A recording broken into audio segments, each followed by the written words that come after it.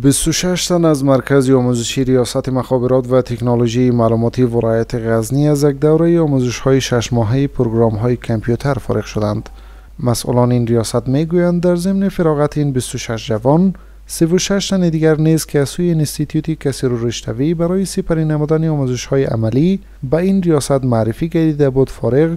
و سند فراغت به دست آوردند. د غزنی ولایت مخابرات ریاست له طریق تقریبا سنن د فراغت غونډه تر سره سو په هغوی کې شپږ نفر فارغین د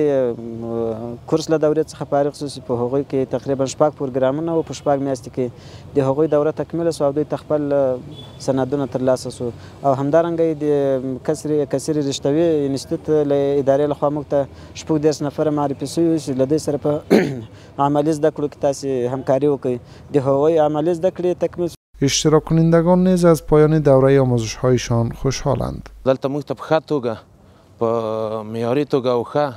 تدریس راته شوی ده او موږ دلته د رئیس صاحب څخه او د نورو کارکوونکو او مدیرانو او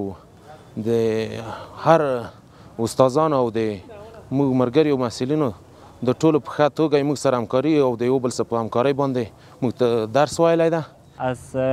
کوشش و زحمات اینها ما بسیار سپاسگزاری میکنیم که در این رشته زحمات خود را کشیده و